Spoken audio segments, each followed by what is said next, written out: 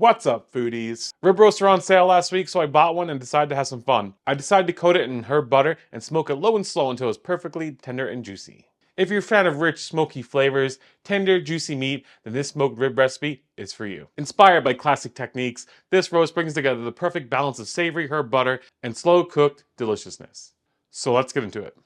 To start off, we are going to dry brine the roast. This process involves seasoning the rib roast generously with kosher salt on all sides. The salt is ideal for drying out moisture from the surface of the meat, which then dissolves the salt and allows it to be reabsorbed, infusing the roast with seasoning. The salt is also going to help break down some of the muscle proteins, resulting in a more tender texture. After seasoning, place the roast on a wire rack set over a baking sheet to allow the air to flow around the meat.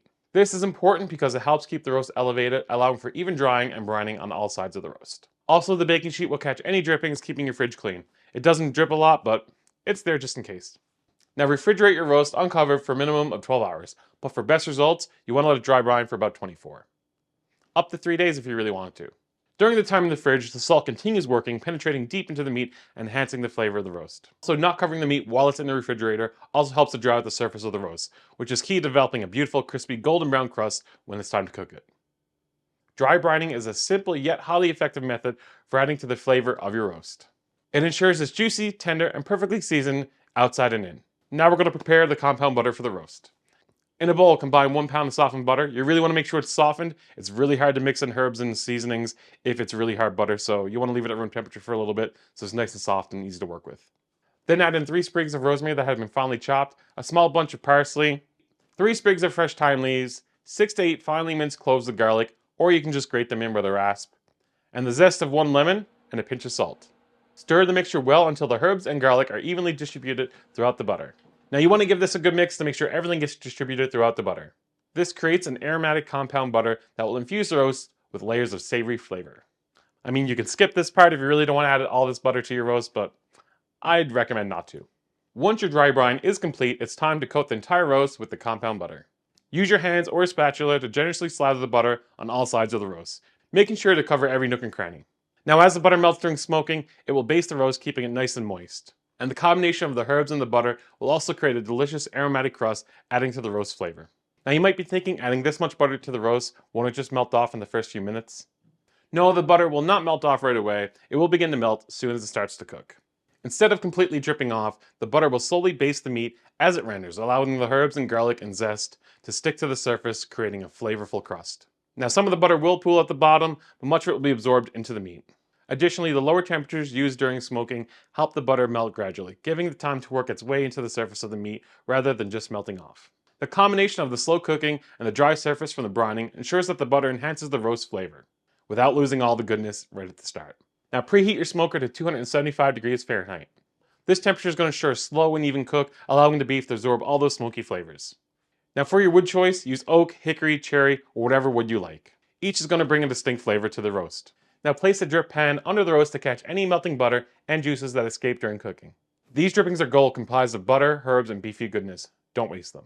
Not only can you use them for basting the roast during the cooking if you want, they also make a fantastic addition to roasted vegetables or potatoes. You can toss your veggies in these flavorful drippings for a mouth-watering side dish that complements the roast perfectly.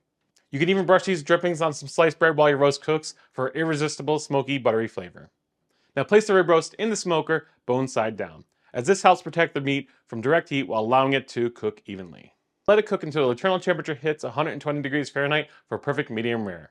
Now this normally takes about 3.5 to 4 hours depending on the size and thickness of your roast. Now it's important to use a reliable meat thermometer to monitor the internal temperature for accuracy. Now I use the Meter Pro XL and place 3 probes into different parts of the roast. This is going to help me monitor the temperature across the entire cut.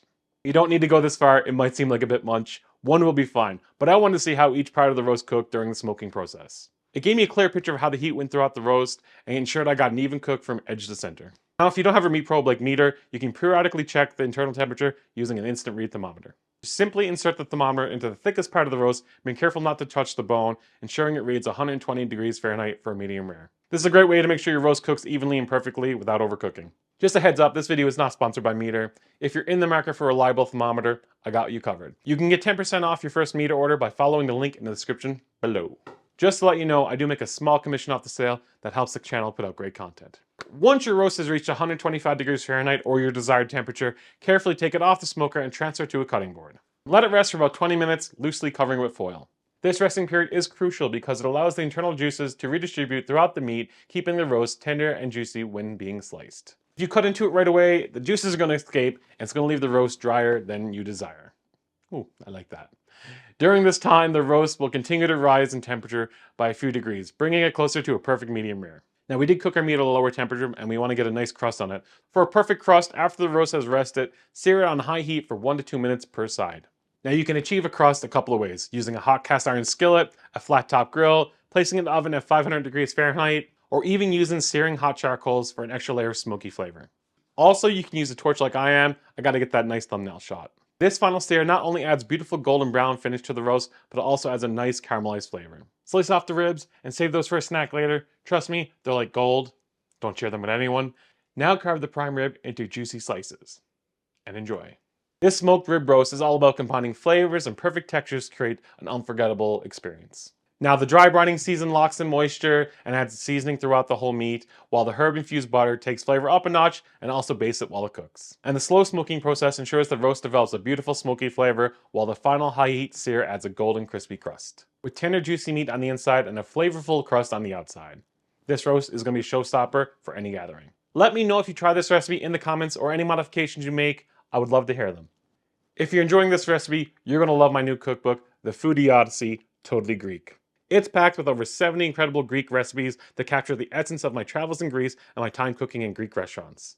This cookbook has some of my favorite Greek dishes like briam, Cretan bougatsa, souvlaki, lots of different recipes in here. Greek salad, the best Greek salad you're ever going to have if you're not in Greece. Whether you're a fan of Greek cuisine or looking for modern twists, this cookbook has something special for every home cook. You can grab your copy in the description below. Thank you for watching till the end. It means a lot. It helps the channel out. If you like this video, give a thumbs up, a subscribe down below, and until next time, Food-Dee out. This book is amazing. Look at this. Like, look at this. Yeah. We got delicious food in here. Like, look at this. Like, look at this. We got Cretan dakos. These are delicious. It's like the Greek version of bruschetta. We have fava. Surprisingly, doesn't use fava beans, but everyone thinks it does. And we got like, oh look at we got papusakia, little shoes, papusakia. We have lemon pistachio cream. This is delicious. Make sure you grab this book. Like, look at it. Like, we have Yaya's potatoes. You need this book, guys. It's delicious. Like, look at that tzatziki.